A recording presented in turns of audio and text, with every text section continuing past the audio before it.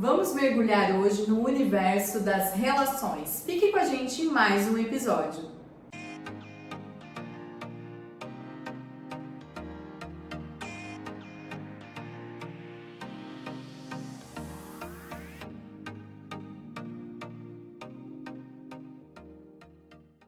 Muito bem-vindos ao canal do Pode Educar e hoje a gente está com um episódio muito legal. A gente recebe a convidada, a psicóloga Simone. Muito bem-vinda, Simone. Obrigada pelo convite, muito feliz em estar aqui hoje. A gente que agradece, é uma alegria muito grande falar sobre uma temática tão polêmica.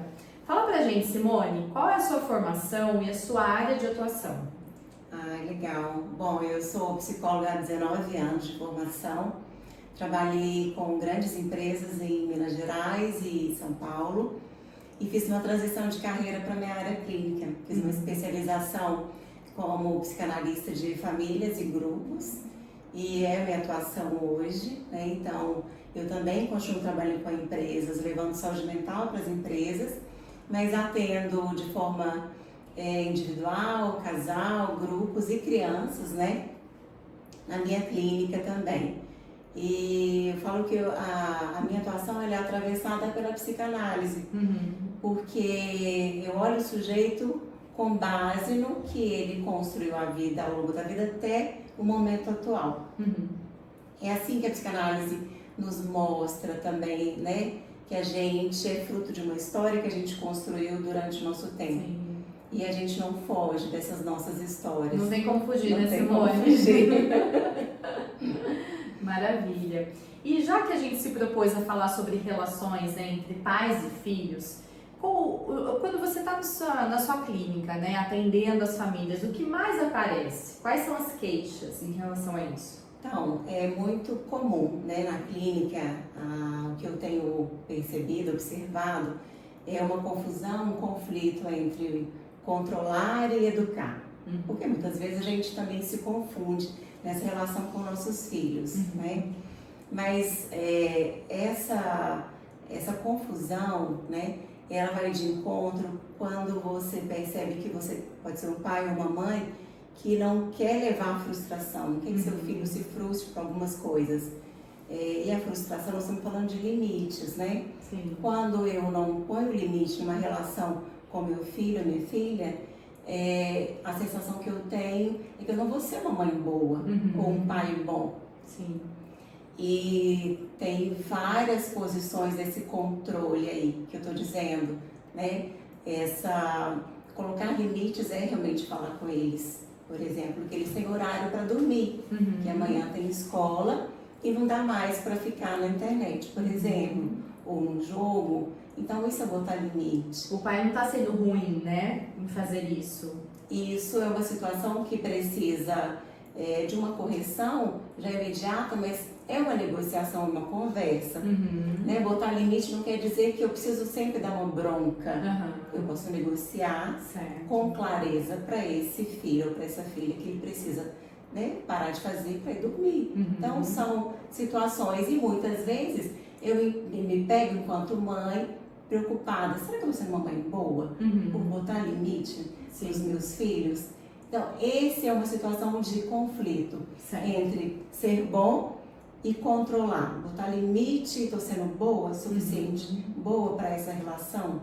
E essa questão aparece muito, né? O público que a gente tem aqui, tanto profissionais, que às vezes a gente tem essa dúvida, mas também pais, famílias, né? Que nós temos aqui também que acompanham o nosso canal, de saber como lidar com o meu filho, né? E aí a gente caminha um pouco para a questão do afeto, que a gente sabe, né? Que onde tem relação entre famílias, tem o afeto, né? Como que você vê essa força do afeto para essas relações? Então, o afeto, ele é estruturante, né? Quando a gente fala de afeto, eu estou falando de vários sentimentos. Amor, raiva, ódio. E quando você nomeia para a criança, para o seu filho, o que ele está sentindo, que é importante, né? Para ele identificar em qual momento isso faz parte da vida dele. Certo. A gente oferece, enquanto pais, a nossa tendência é aquele amor profundo, né? Profundamente amor. Mas tem momentos de irritação, Sim. tem momentos de limitação para isso. Muitas vezes a bronca vem, mas o afeto ele está ali, mesmo nesses processos. E quando a gente fala sobre o afeto, a criança precisa saber, não só no tom de voz dos pais, dos cuidadores, né? Mas também qual é a sensação que ele teve para aquele momento. E muitas vezes isso na clínica é importante nomear. O que você está sentindo é alegria ou é raiva do seu colega da escola, certo. Ou da mamãe e do papai, porque os pequenos eles precisam também saber lidar com essas emoções que fazem são parte, né, da nossa vida, né? Sentir raiva é algo que todos nós sentimos, né, em algum momento. Freud fala, Poliana, que o afeto, né, essa relação familiar, ela é ambivalente. Ao mesmo tempo eu sinto raiva, ao mesmo tempo eu sinto amor. E essa ambivalência que nos estrutura. Sim, que forma a gente, né? Que eu não estou feliz o tempo inteiro, não estou com raiva o tempo inteiro. Sim. Mas eu tenho que saber lidar com essas frustrações. Perfeito. A gente vê muito nas redes sociais também, né, Simone? Algo assim, tem que estar bem o tempo todo, feliz o tempo todo, né? E a gente vê também nas escolas uma preocupação em trabalhar as habilidades socioemocionais, né? Tão polêmica e tão dentro dos espaços hoje em dia, né? Como que você avalia, Simone, essa questão das habilidades, principalmente em crianças pequenas, né? Eu sei que o seu público, você também tem algumas crianças menores, né? Como trabalhar também essas habilidades, pensando nessa relação entre pai e filho? Então, muitas vezes o que é mais difícil, né? Não só nomear, mas legitimar isso para o filho, né? Sim. Ele está, por exemplo, jogando um futebol junto com os colegas na escola. Ali tem várias situações presentes, a competição, né? A intenção do jogo de ganhar, mas também tem a irritabilidade, a agressividade que está ali dentro do processo. E o que é bom, o que é ruim? Quando a família legitima isso, certo. mas com valida, né? Validando esse movimento, para que essa criança, ou adolescente, o jovem, ele saiba lidar com essas estruturas dentro e fora de casa. Então, se você não valida isso nem em casa e nem fora de casa, ele se sente também perdido. E é uma situação que a gente também pode pensar que a criança precisa saber onde ela pode errar e aonde ela está segura, se ela pode ser legitimada e validada ali naquele processo. A segurança emocional, né? A segurança psicológica, segurança emocional, ela também vem dentro de casa quando você sabe lidar com uma estratégia enquanto pai e mãe com seu filho e sabendo negociar e conversar de uma forma que todos entendam. E quando ele sai fora dessa relação com os amigos, com os professores, enfim, as relações sociais, ele tem as habilidades para lidar em outros ambientes. Assimilou, né, aquelas habilidades e pode estar em qualquer ambiente, com qualquer pessoa que ele vai conseguir lidar com aquilo, né? Não é fácil, né? Não é fácil porque ela precisa, muitas vezes, estar em evidência, em situações que ela não tem, não está confortável para isso. Mas um mínimo de conforto e de uma segurança que ela saiba que ela pode se expressar. Mas ela tem a capacidade de saber, olha, aqui eu ainda posso errar. E que não vem realmente uma culpa comigo. Se eu não fizer tudo direito, eu continuo pertencendo a esse grupo. Certo. E você falou um ponto muito legal, né, interessante em relação às crianças. Porque a gente olha as crianças e a gente vê, às vezes, que as famílias, né, conduzem apenas. Pega a criança, põe aqui. Depois dentro do carro, deixa lá no judô, no balé, não sei, e vai conduzindo aquilo da maneira que o adulto acredita que tem que ser conduzido. Mas vai muito além, né, Simone? Porque a criança também tem seus desejos, suas vontades, também verbaliza, dependendo da faixa etária ali, consegue já, né, expressar os seus sentimentos, né? Então, isso também é importante, né, Simone? A criança também ser escutada, né, pela sua família. Quando isso não acontece, né? Então é importante ser escutada, é importante ela ter autonomia, é importante, se for possível, olha, hoje o cardápio, pode escolher o cardápio, se a criança tem essa possibilidade de fazer essas escolhas junto com a família. Eu vou comer uma pizza, de que sabor que você gosta? Legal. Qual é importante você dividir essa autonomia para a criança, para o seu filho, para sua filha, ali com pequenos detalhes e ele tem autonomia de fazer escolhas. Que roupa que vai vestir, o que combina com o que para o ambiente que vocês vão ou não. É o uniforme da escola e não tem como escolher. Certo. Também é uma forma de lidar com os limites ali. Mas quando ela não é escutada, Juliana, ela vira sintoma. Porque ali o desejo dela cessa. Ela não pode desejar. E se ela tem medo de errar, ela não vai fazer isso. E chega pra você isso. Chega pra mim enquanto sintoma. Então vem um retraimento, uma timidez, uma dificuldade de lidar com o social. Tem poucos colegas lá na escola. Mesmo fazendo várias atividades no dia, ela tem dificuldade de socializar. Então, tem pessoas que falam assim, não fui convidadas para as festas, né, dos colegas, tem várias situações assim, e o medo de não ser convidada, ela oferece muito e se doa muito, e às vezes se frustra porque ela não recebe da mesma medida. Certo. Então, isso vira sintoma, e muitas vezes eu recebo as crianças com uma sensação de que eu não sou boa o suficiente. Isso é uma demanda bastante até alta, né, na sociedade atual que a gente está, né? Em que as redes sociais também mostram ali que você tem que estar bem, que está tudo certo. Muito feliz, tudo sempre muito bom. E não é, né? A gente tem sim momentos em que a gente precisa, né, até se resguardar, né, até curar. E a psicanálise explica um pouco isso também, né, Simone? As crianças, elas vão crescendo e depois da vida adulta a gente até resgata um pouquinho do que foi nossa infância lá atrás, para entender um pouco mais também as nossas emoções, né? Isso é falar do que todo mundo está fazendo, né? Mesmo que isso não faça parte da sua essência, eu tenho que pertencer para esse grupo. E uma das grandes dificuldades nossa, de forma geral, é que a gente tem que pertencer a um grupo. É verdade. E fazer o que o outro está fazendo, mesmo que isso não é uma coisa que eu quero, eu vou ter que fazer. E essa exposição, ela ativa outras coisas, que também pode ser uma competição, pode ser uma exigência da imagem muito grande, até para crianças e adolescentes que ainda nem precisavam se expor tanto e se exigir tanto fisicamente, né, para determinada exposição.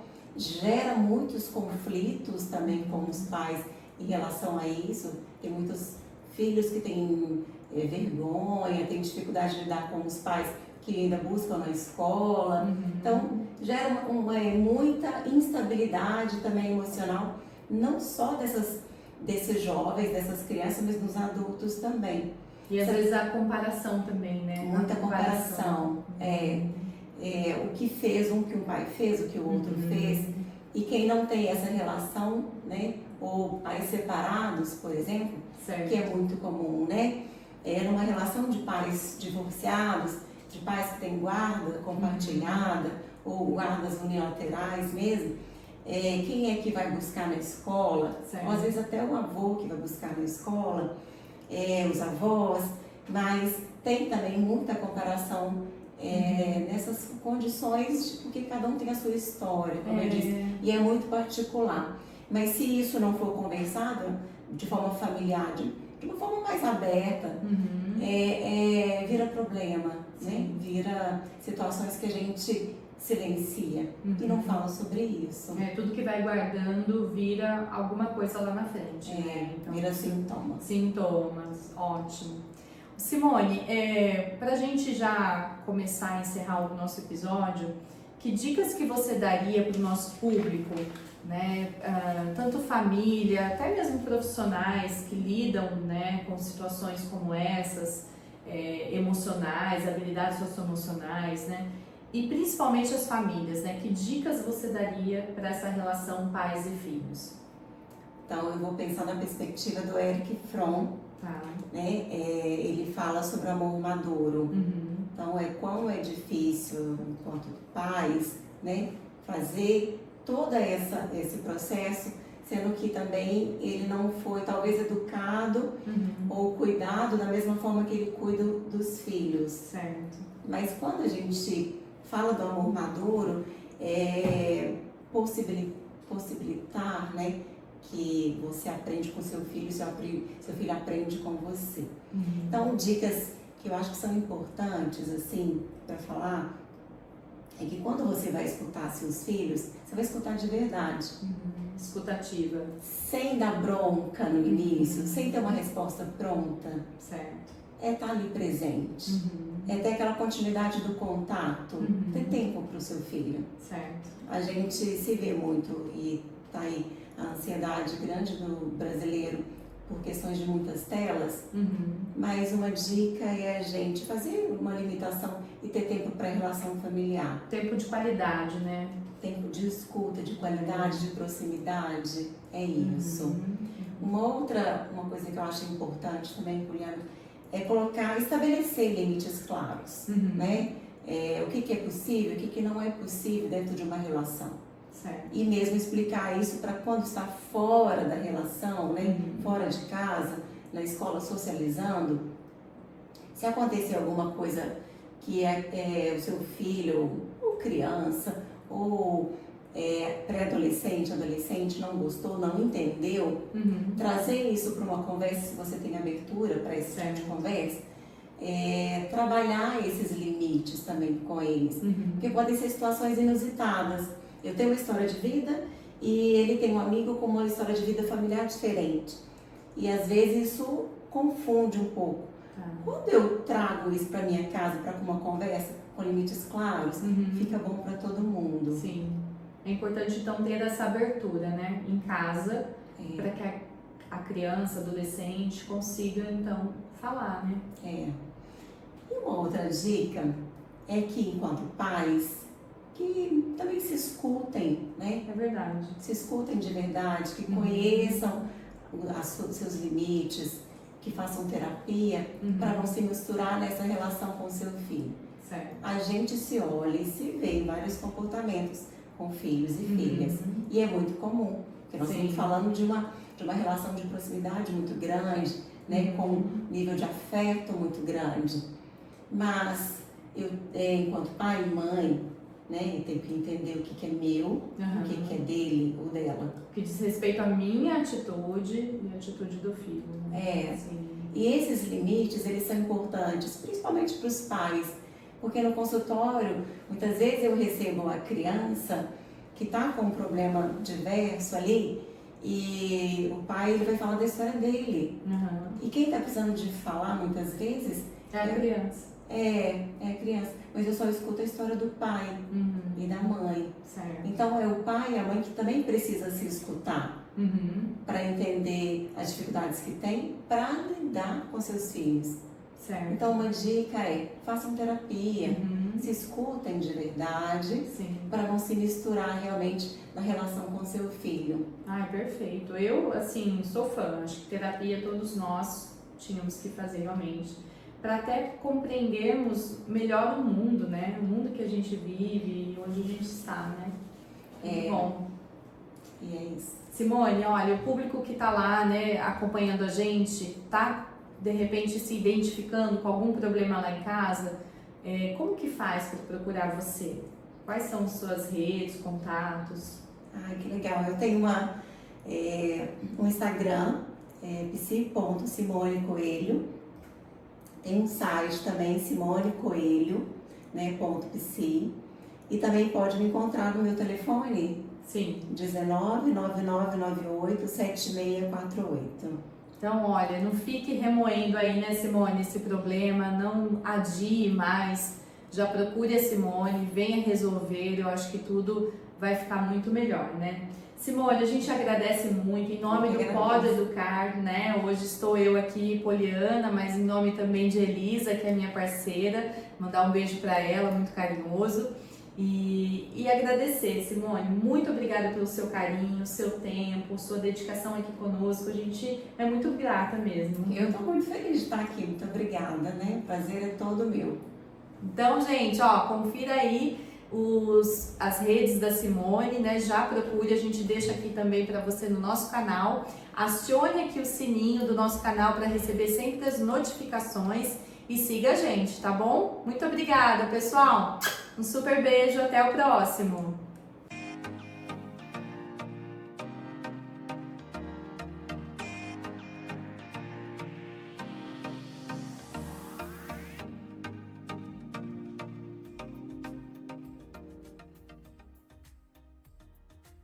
Se inscreva no canal, curta e compartilhe.